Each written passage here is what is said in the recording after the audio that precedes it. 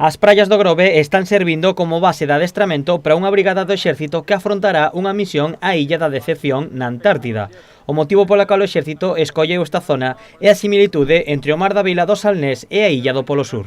Un mar que guarda cierta similitud con el que tenéis aquí en estas costas, por el oleaje que normalmente tenemos y un poquito por la temperatura baja. Esta no es especialmente fría en comparación con la de la Antártida, pero bueno, nos pone un poquito ya en ambiente. Entonces básicamente lo que estamos haciendo es preparar a los 13 miembros con esos conocimientos necesarios para moverse con seguridad por la isla de Decepción en la Antártida.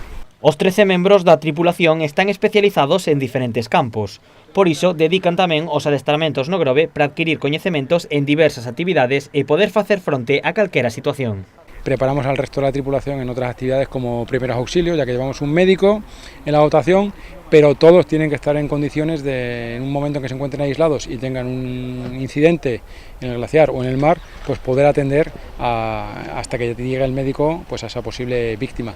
O otras prácticas que hemos hecho han sido conocimientos de la normativa medioambiental que tenemos en la Antártida a cargo, las teóricas han sido a cargo de nuestra responsable de medio ambiente, que es la capitán veterinario, que también está aquí con nosotros. Dos 13 membros só 2 repiten da expedición anterior, que serán os encargados de reactivar a base da Illa da Decepción. Irán acompañados por 17 científicos. A labor da dotación é asegurar a súa seguridade, así como o correcto funcionamento das instalacións. Acompañamos a los científicos con seguridad a cualquiera de los puntos en los que se tengan que dirigir. Mantenemos la base en perfectas instalaciones, en perfecto estado, para que ellos puedan tener desde la luz, el agua o el alimento hasta lo que necesitan en sus laboratorios y que tengan enlace con sus universidades, por ejemplo, en España.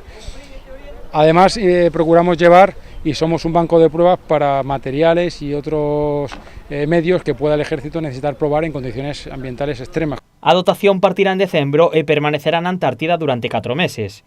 O adestramento é necesario para que a tripulación faga fronte ás baixas temperaturas, así como a calquera problema que poda xurdir, xa que a poboación máis próxima estará a 1000 km.